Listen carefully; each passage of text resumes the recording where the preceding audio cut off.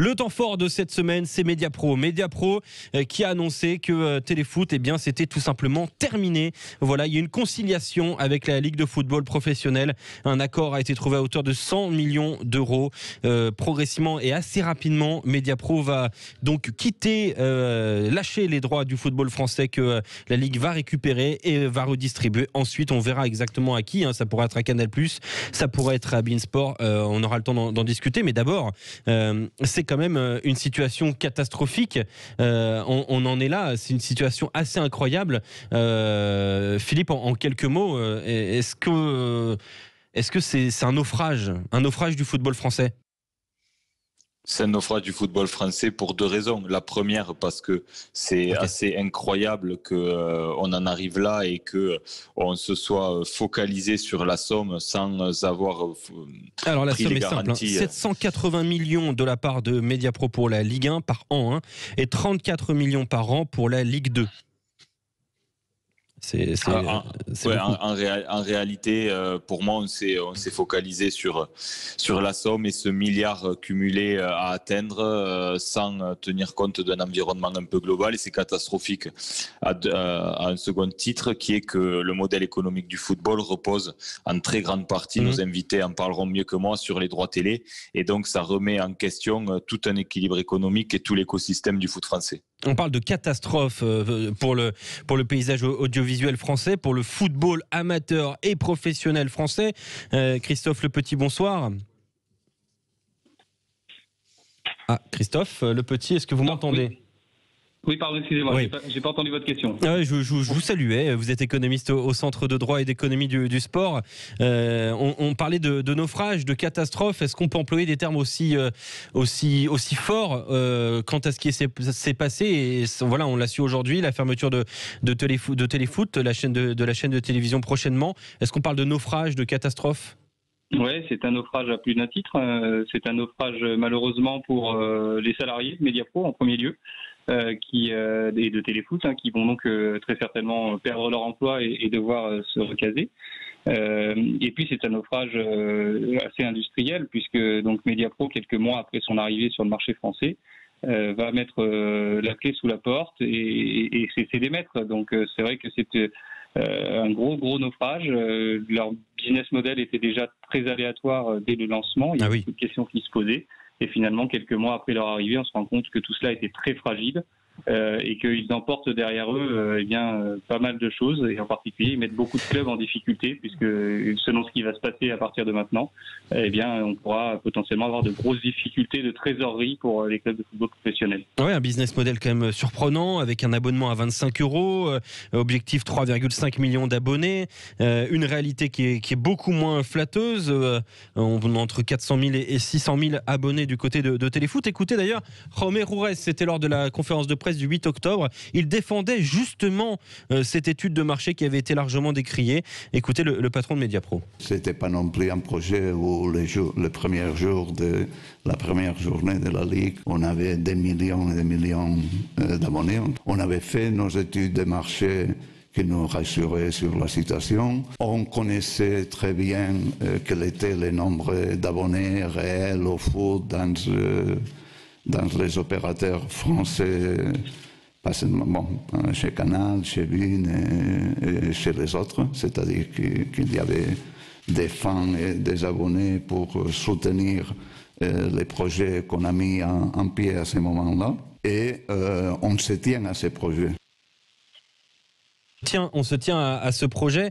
Est-ce que à ce moment-là, Jaume Roures est dans le déni, Christophe Le Petit? Il est dans une stratégie qui est la sienne à cette époque-là, c'est-à-dire que très certainement à ce moment-là, il essaie de rassurer l'écosystème pour faire en sorte que les abonnements continuent à progresser, même s'ils progressent évidemment très lentement.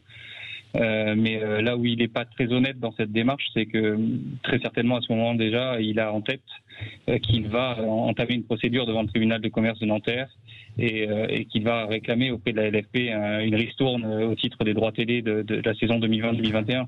Donc c'est vrai qu'on parle beaucoup de loyauté en droit des affaires. On peut se poser la question vraiment de savoir s'il n'y a pas eu un manque de loyauté de la part de Mediapro, censé être le partenaire numéro 1 de la Ligue de football professionnel pour 4 saisons.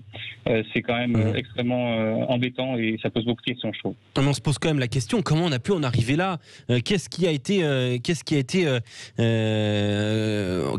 aussi défaillant pour en arriver à une telle situation ? On parle d'appât du gain. C'est vrai que la Ligue de football professionnel a l'ambition de s'aligner sur les autres grands championnats européens avec donc des montants forts. Ce montant global de plus d'1 milliard a dû attirer les yeux des décideurs, Christophe Le Petit.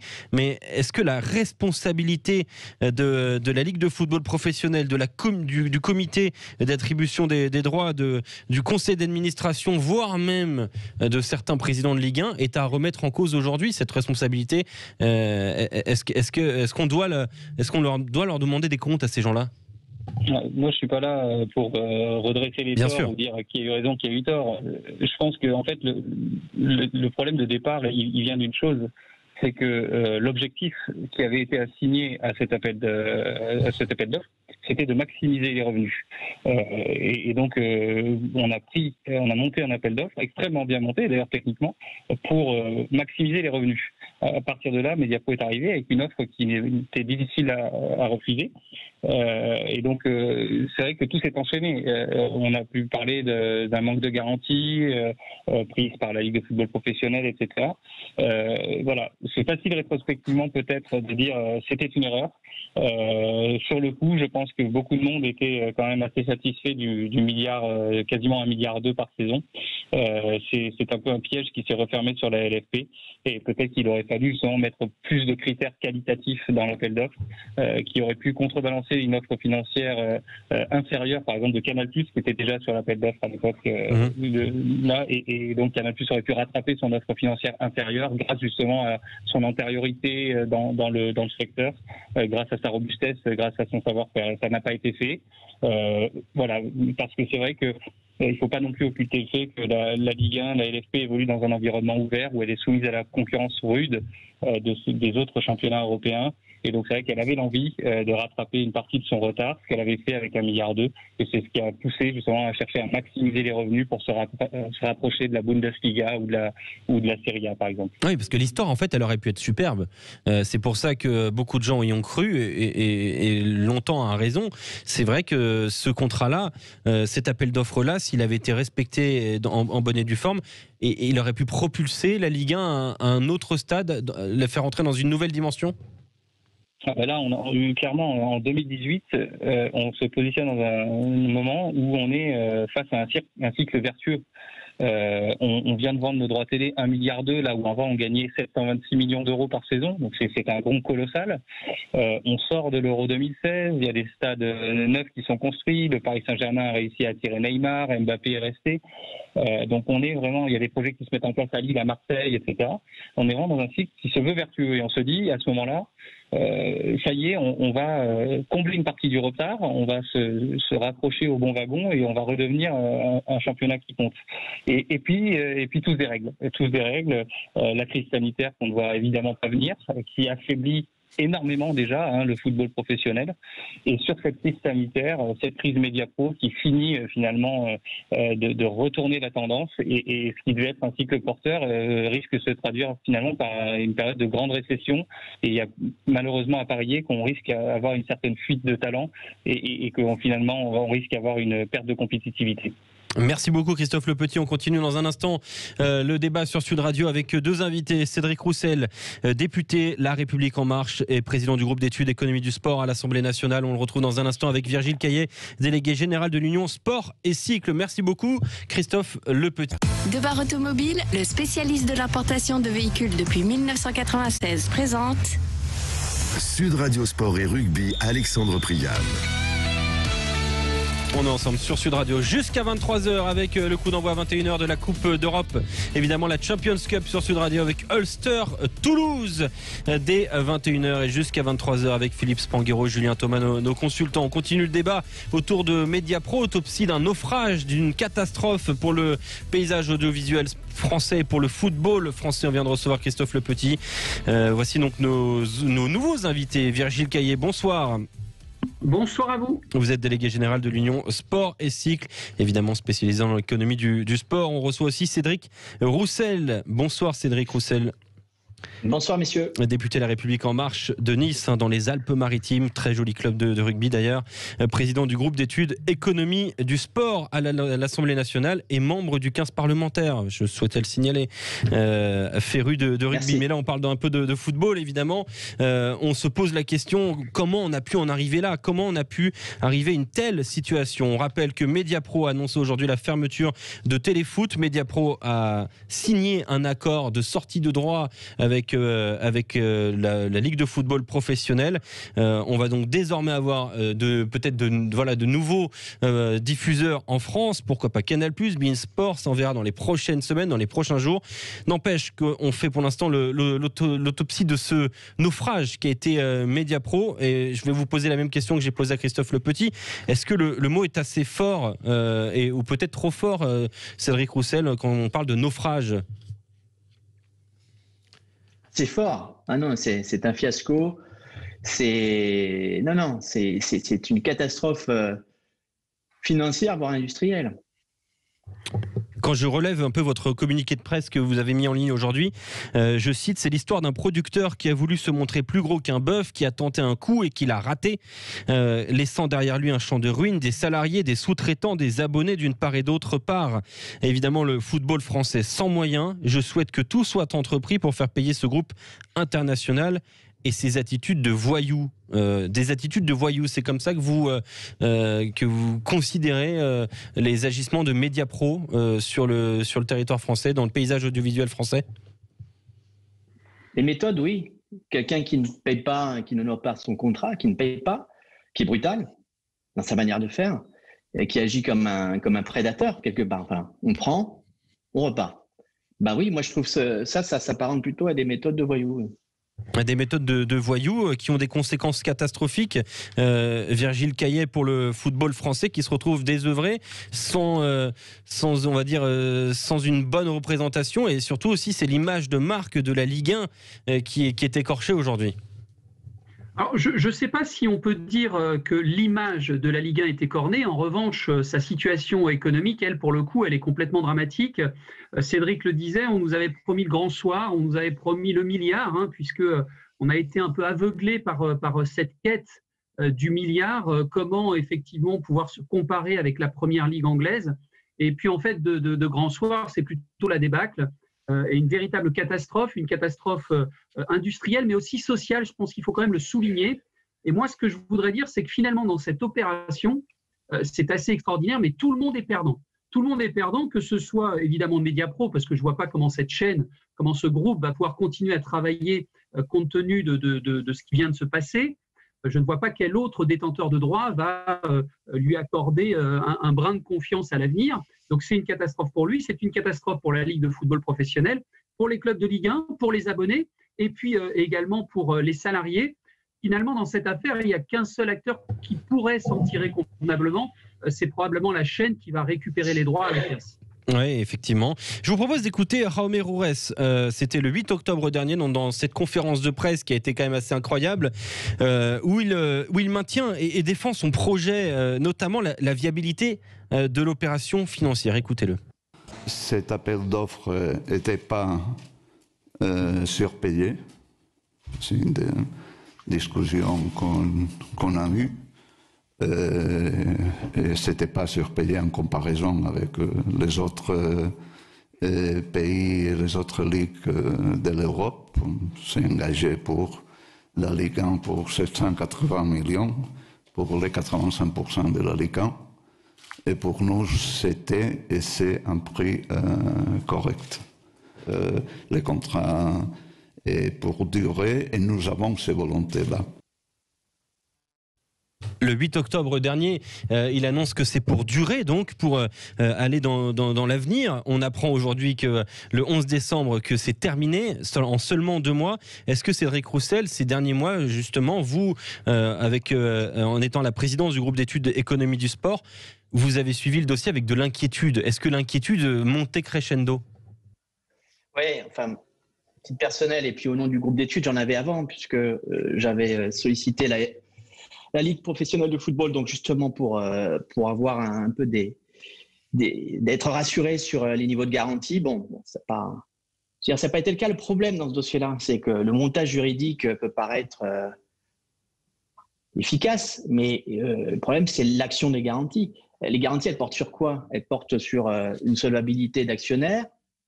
Bon, de ce côté-là, on pouvait effectivement se dire que grosso modo, au vu de l'actionnaire WPP au moment de l'appel d'offres, c'est quelqu'un qui a pignon sur rue, enfin, c'est une grosse entreprise, mais c'est aussi le modèle économique. Le modèle économique proposé par Mediapro qui, dès le départ, et là on en a la conclusion, ne pouvait pas fonctionner, ne fonctionne pas. Voilà.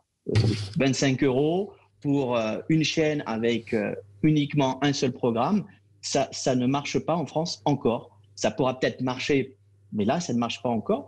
Mais ça, c'était des questions qu'il fallait, je crois, soulever aussi, cette viabilité financière du projet qu'il fallait soulever au moment de l'appel d'offres. Oui, parce que quand on regarde un petit peu, Mediapro s'était positionné sur les droits de la Serie A, qui avait demandé des exigences financières et des vérifications financières poussées, qui n'avaient pas été satisfaits. D'ailleurs, ces exigences-là, elles n'ont pas été satisfaites. Mediapro avait finalement perdu les droits assez rapidement.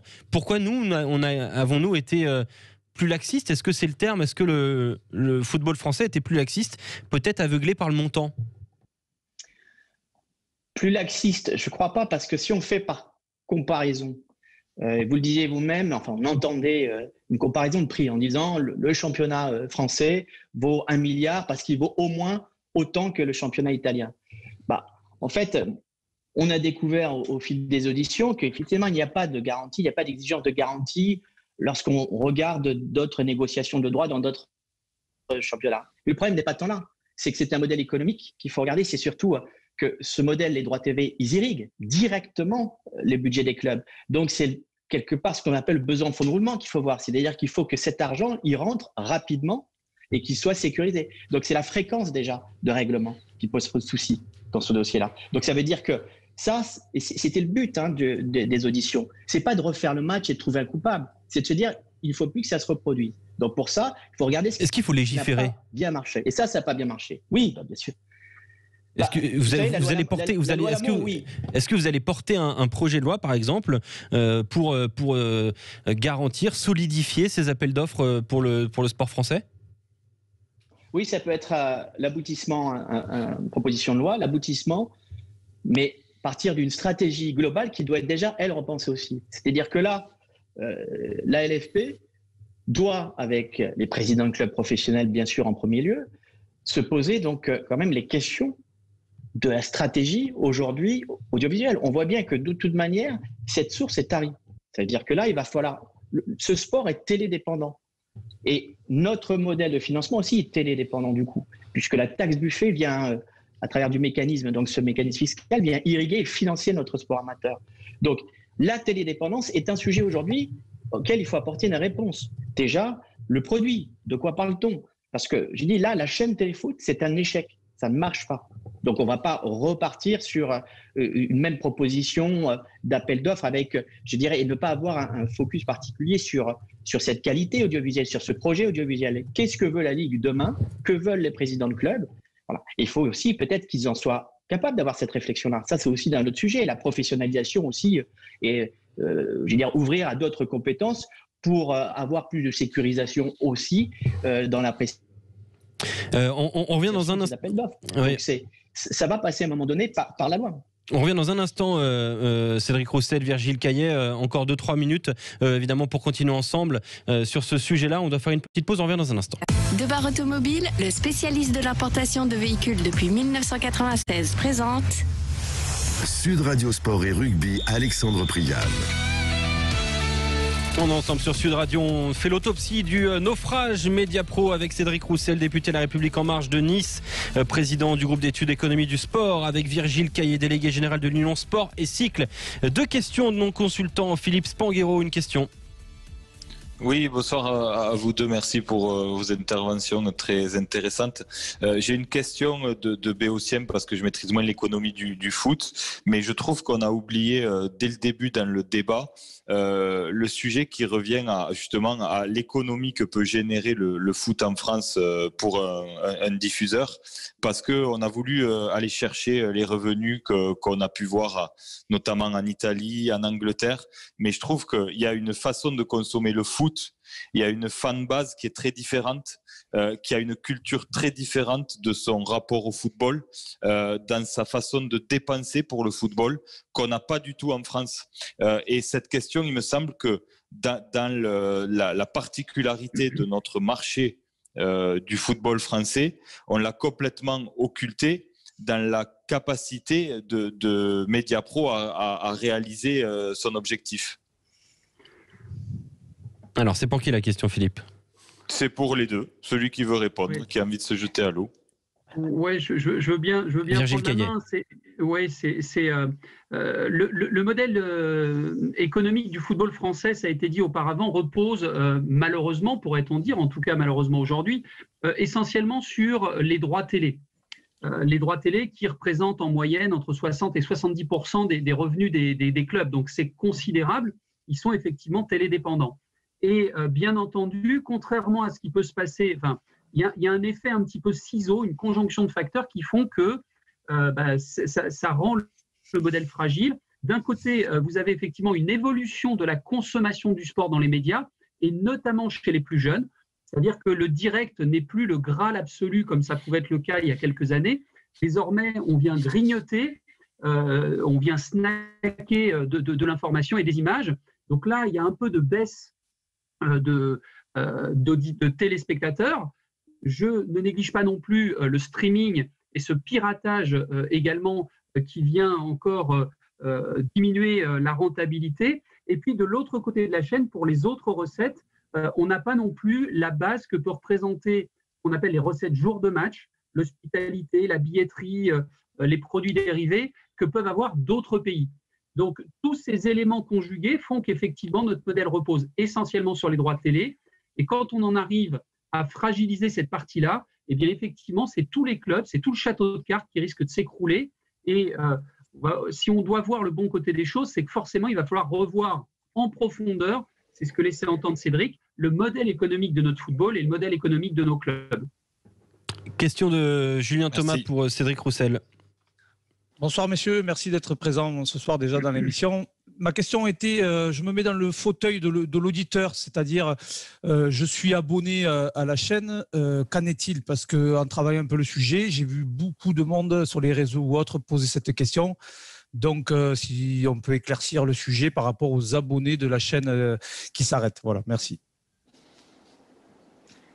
Alors, oui, ça c'est le travail notamment de la médiatrice des communications électroniques, Valérie Alvarez, avec lesquelles j'ai pris à tâche, de manière à suivre ce dossier-là, puisqu'on l'a dit, Virgile Caillé l'a dit, avant tout c'est un impact social direct sur les employés de la chaîne Téléfoot, mais aussi commercial et budgétaire du coup pour les abonnés. Donc ça, c'est un dossier qui doit être suivi de près, puisqu'il y a des règles en la matière, notamment parce qu'il y a une difficulté supplémentaire là-dedans, c'est que la chaîne Téléfoot est distribuée par des fournisseurs d'accès et dans ce cas-là, voilà, il y a une relation un peu tripartite qui est un peu compliquée. Donc ça doit s'éclaircir justement, et ça fait partie, je pense, du scénario en tout cas de la négociation de sortie propre que je comprends que souhaite la LFP avant tout, parce qu'il y a une réputation, on l'a dit, à défendre.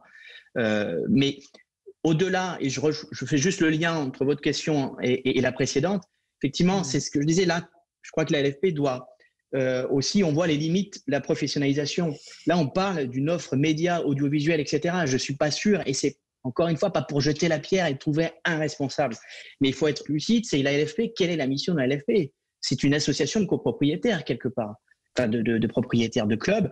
Donc là, on parle donc d'un projet audiovisuel dans lequel il faut qu'il y ait une agrégation de compétences qui puisse réfléchir effectivement au mode d'usage, de consommation nouvelle, adapté donc aux supporters, tous les supporters, toutes les générations de supporters, pour pouvoir valoriser ce produit-là qui va être une des constantes et de composition donc, du budget de chaque club qui va pouvoir ensuite donc, compter sur ce budget-là pour grandir et se pérenniser.